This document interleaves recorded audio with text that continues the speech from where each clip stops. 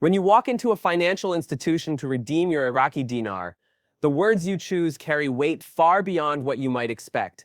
One of the biggest mistakes that many people make is exaggerating their expectations, turning a legitimate transaction into something that sounds like fantasy. Imagine this scenario. Someone steps up to a banker or financial officer and confidently proclaims, "This currency is about to make me a millionaire overnight." To the individual making the statement, it might feel like excitement, anticipation, and a moment of triumph. But to the professional on the other side of the desk, it raises concerns immediately. Banks and financial institutions are not designed to celebrate dreams. They are designed to assess facts, verify authenticity, and ensure compliance with strict regulations. When you make wild claims or create the impression that you are chasing unrealistic outcomes, you inadvertently set off alarm bells that can work against you.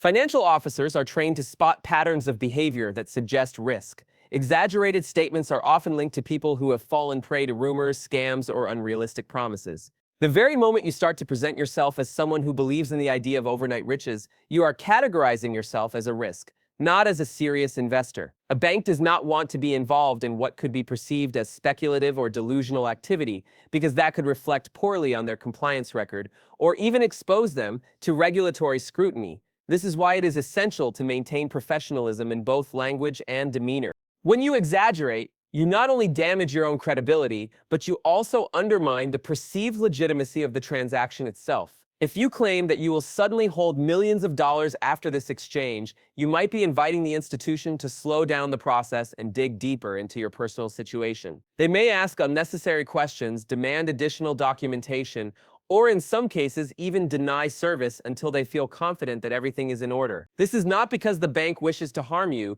but because exaggerated claims signal to them that the individual in front of them may not fully understand the process or may be involved in something questionable. Think of it from another angle. When people walk into a bank to conduct serious business, such as exchanging large sums of currency, applying for loans, or transferring significant funds, they rarely make sweeping statements about sudden wealth or incredible opportunities. Instead, they keep their statements measured, calm, and factual. A person requesting a mortgage does not announce, "This house will triple in value in 5 years, and I will be rich." They simply present the facts, the paperwork, and their ability to meet obligations. Similarly, with a currency exchange, your role is not to predict the future value of your holdings or to declare your upcoming wealth. Your role is to follow the process, present the currency, and allow the institution to carry out its duties. Another problem with exaggerated claims is that they can attract unwanted attention from others in the financial environment. Imagine sitting in a bank lobby and loudly telling a friend or even a teller that this exchange will turn you into a multimillionaire. You've not only put yourself at risk of being misunderstood, but also created a situation where strangers around you might take notice of your holdings. That can lead to safety concerns beyond the bank itself, as people who overhear such statements may consider you a target. Discretion is part of financial security, and exaggeration violates that principle. Furthermore, consider the psychological dimension. When you speak in exaggerated terms, you feed into your own expectations and create pressure that might not align with reality. If you expect sudden riches and the process turns out to be more ordinary, you may become frustrated, agitated, or even hostile toward the institution handling your exchange.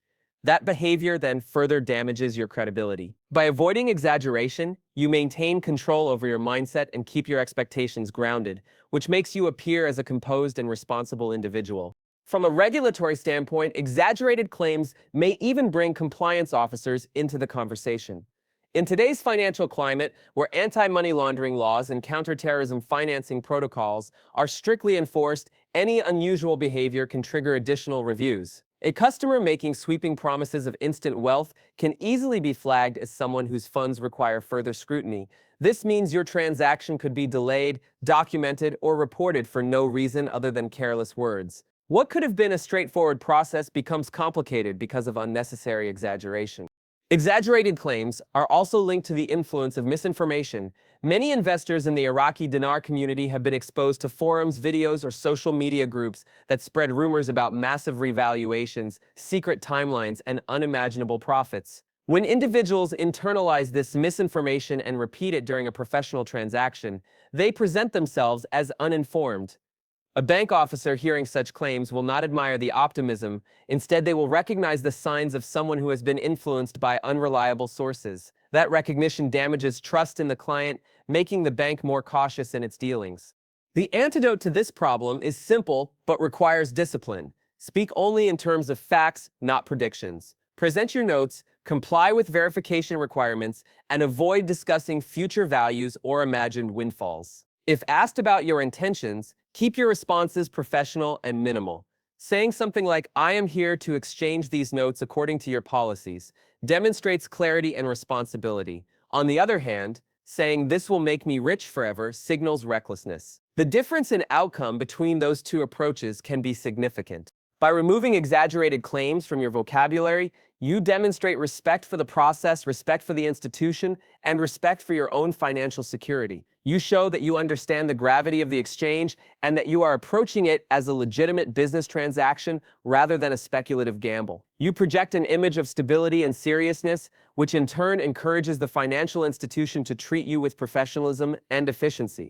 When people approach the idea of redeeming or exchanging their Iraqi dinar, one of the most consistent mistakes is repeated phrases they have heard in online discussions, chat groups, or speculative forums about so-called secret rates or private contracts. These phrases might feel harmless when typed behind a screen or shared in casual conversation, but when carried into a bank or financial institution, they can become damaging, even destructive. Financial institutions are not places where rumors or hearsay are entertained.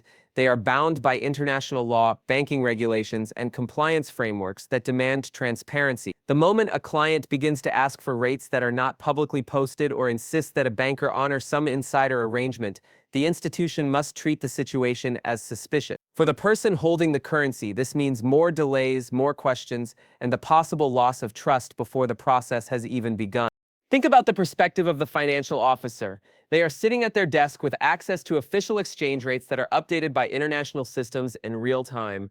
Their responsibility is to execute legitimate transactions according to what the market and their institution dictate. If a customer walks in and declares, "I heard there are higher rates available if I know the right people," the officer immediately sees a problem. Such a claim hints at an attempt to manipulate the process or request special treatment. Banks must safeguard themselves from any appearance of favoritism, corruption, or illegal practices.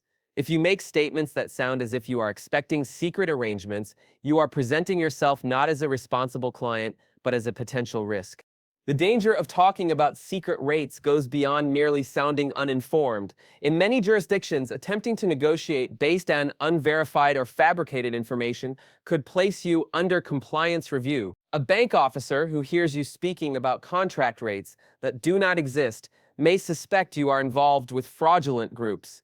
They may wonder whether your funds are connected to illegal operations or scams.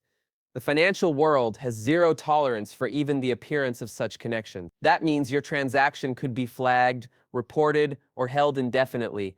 All of this can be triggered not by your actual holdings, but by a few careless words about rumors. Another issue is that the idea of secret rates feeds into a culture of entitlement that institutions simply do not recognize. A bank's job is to provide a fair and transparent service, not to manage special arrangements for individuals who believe they are part of an exclusive club. If you walk in demanding privileges that do not exist, you not only frustrate the person serving you, but you also compromise your ability to be taken seriously. The financial officer expects clients to arrive with realistic expectations, prepared documents, and a professional attitude. Asking about hidden contracts tells them that you may not have done proper research or that you have been influenced by misinformation. Either way, it creates a negative impression that you could easily have avoided by staying grounded in facts. Consider how this plays out in real-world scenarios. A client walks into a currency exchange desk and quietly slides notes across the counter, saying, "I would like to redeem these at the current official rate." The officer checks the system, processes the request, and moves forward smoothly. Now imagine another client doing the same but adding, "I heard there is a higher private rate for people who know the right program. Can you give me that instead?" The second client has not only complicated the process, but also forced the officer to question whether the client is trustworthy. The difference between the two clients lies only in what they chose to say. One approached with professionalism, the other with rumors. The first is processed without issue. The second faces scrutiny. Rumors of special rates have circulated for years in online communities that thrive on speculation.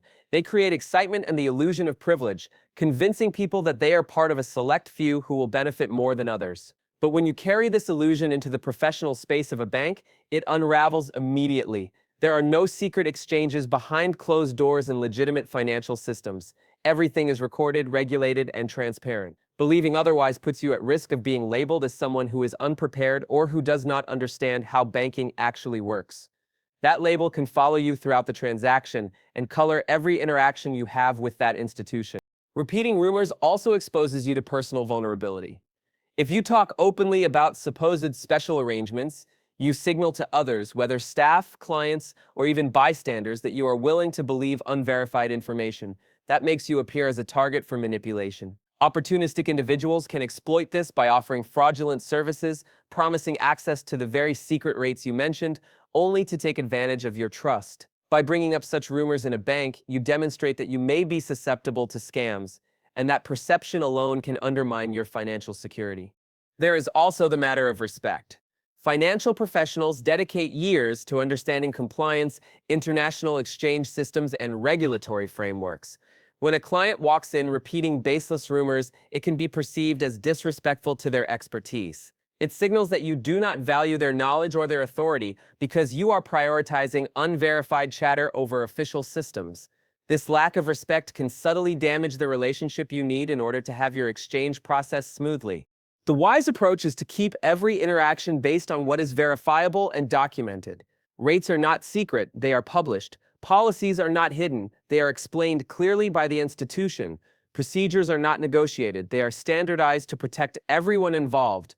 When you align your words with this reality, you position yourself as a credible and serious client. By avoiding talk of secret rates or rumors, you remove unnecessary obstacles from your path. You allow the bank to do its job without distractions, you protect your credibility, and you ensure that the focus remains where it belongs, on the legitimate and transparent redemption of your currency. When you step into a financial institution to redeem your Iraqi dinar, the way you present yourself matters just as much as the notes you hold in your hand. Confidence is one of the most powerful tools you can bring into that room, and desperation is one of the most dangerous attitudes you could display. There is a world of difference between approaching the transaction as a composed, responsible investor and approaching it as someone begging for immediate relief. The words you use, your body language, and the tone of your voice all combine to tell the banker what kind of client you are. If you project confidence, you are more likely to be treated with respect and efficiency. If you show desperation, you risk losing leverage, credibility, and even the smoothness of the process itself. Imagine the impression you create when you say something like, "I really need this money right now. Please help me cash out quickly." To you, it may seem like an honest request, but to the banker, it sends a very different message. It suggests that you are not in control of your financial situation. It suggests that you may be acting out of pressure, possibly from debts, obligations, or even external influence. Banks are trained to be cautious of anyone who appears to be under duress, because desperation is often linked to risky behavior. Someone who is desperate may be more likely to cut corners, more likely to fall victim to scams, and more likely to attract compliance reviews. Confidence, on the other hand, communicates stability. When you calmly present your notes and allow the process to unfold without pressing or pleading, you show that you understand how financial systems work and that you respect the institution's procedures. A banker who sees a composed client feels assured that this transaction is straightforward and low risk. This assurance translates into a smoother experience for you, as the banker will not feel compelled to dig deeper or slow things down out of caution. Desperation also undermines your bargaining position. In any financial environment, the person who appears to need something immediately often ends up with the least favorable terms. For example, consider a person applying for a loan. If they walk in saying they desperately need the money today, the lender may tighten conditions or charge higher fees because desperation reduces the applicant's ability to negotiate. The same principle applies to currency redemption. If you give the impression that you cannot wait another moment, you signal that you will accept whatever is offered, no matter how inconvenient or unfavorable it may be. A confident investor, however, signals that they are prepared, patient, and selective. This forces the institution to treat them with greater care and fairness. The psychological effects of desperation should also not be underestimated. When you speak or act from a place of urgency, your stress levels rise, your clarity decreases, and your ability to make sound decisions weakens. You may agree to terms you do not fully understand or overlook details that could cost you in the long run. Confidence shields you from this. When you approach the redemption calmly, you give yourself the mental space to read documents carefully, ask intelligent questions, and confirm details before signing anything. You project strength not only outwardly but inwardly, protecting yourself from mistakes born of haste. Another layer to this issue is perception of legitimacy.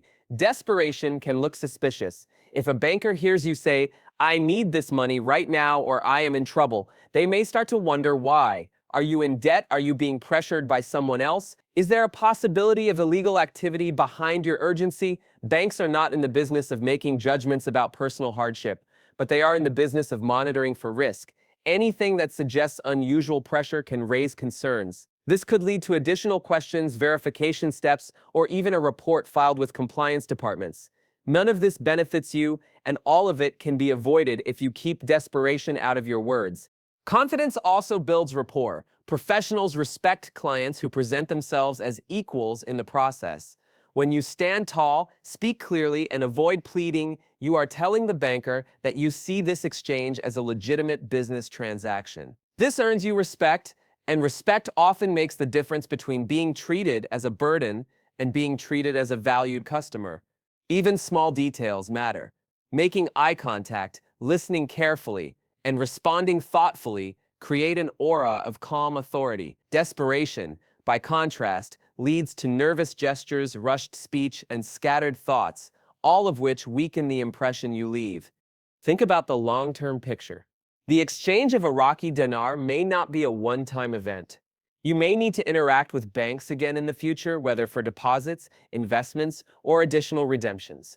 The reputation you create with your first interaction could follow you. If you are remembered as the person who appeared panicked and desperate, you may face skepticism in future dealings. If you are remembered as the person who was calm, professional, and confident, you set the stage for smoother relationships and opportunities down the line. Desperation also attracts predators. The financial world has its share of opportunists who look for individuals who are visibly vulnerable. If you speak openly about your urgent need for cash, you might inadvertently invite offers that seem helpful but are designed to exploit you. Confidence protects you from this by signaling that you are not easily manipulated and that you are making decisions from a position of strength, not weakness. The people around you, whether bank staff or other observers, take cues from how you carry yourself. At its core, this is not about pretending to be something you are not. It is about choosing to present yourself in a way that maximizes your credibility and security. Even if you do feel pressure in your personal life, you must not let it show in your words during the redemption process. You must train yourself to separate your private challenges from your professional interactions. By doing so, you not only protect your transaction, but also strengthen your own ability to handle high-stakes situations in the future. When you approach the process of redeeming your Iraqi dinar, you must remember that the setting is a financial institution, not a political debate. One of the most common missteps people make is bringing political commentary into the conversation, either to justify their expectations, to explain their reasoning, or to appear knowledgeable. Statements like "this revaluation is proof of the new government's policy," or "this exchange is happening because international powers finally agreed on oil prices," may sound harmless to you, but to a banker or financial officer, they are unnecessary, inappropriate, and potentially damaging.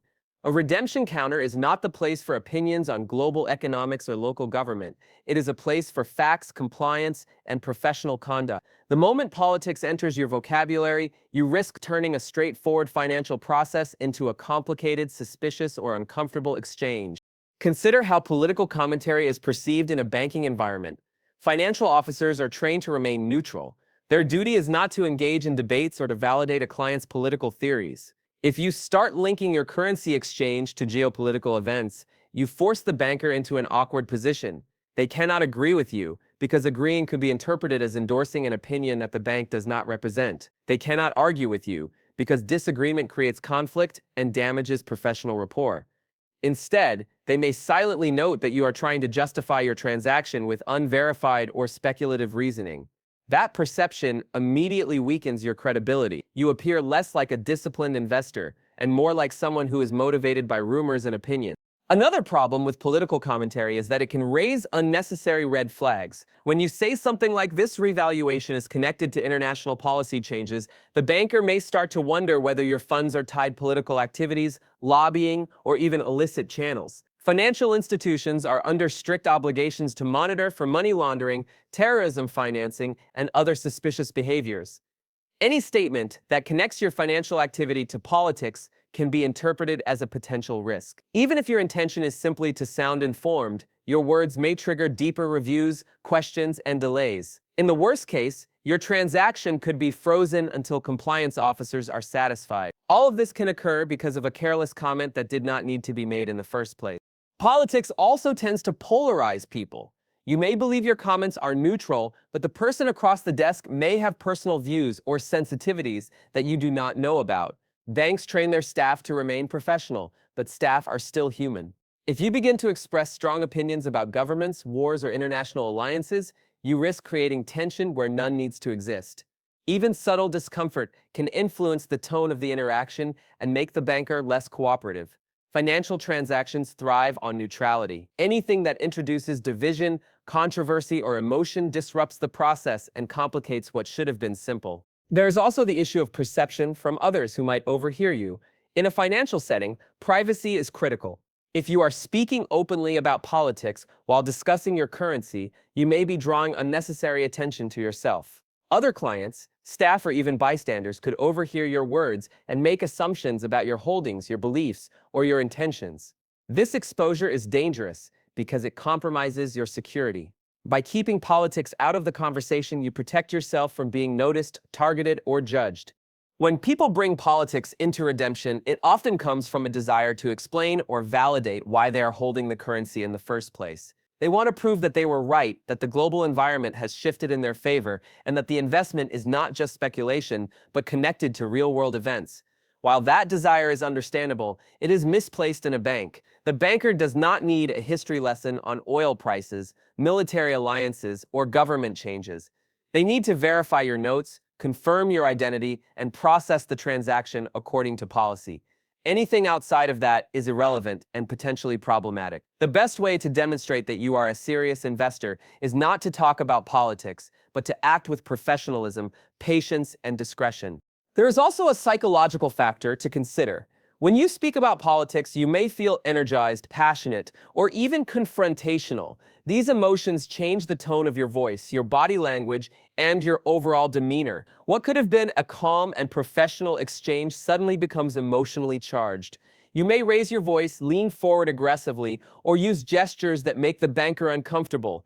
All of this undermines the image of stability and responsibility that you want to project. Confidence comes from quiet assurance, not from loud declarations about governments and policies. By avoiding political commentary, you keep your emotions in check and ensure that your behavior communicates calm authority. Think also about long-term implications. If your name or account becomes associated with unusual comments made during a redemption, it can leave a trace in the institution's records.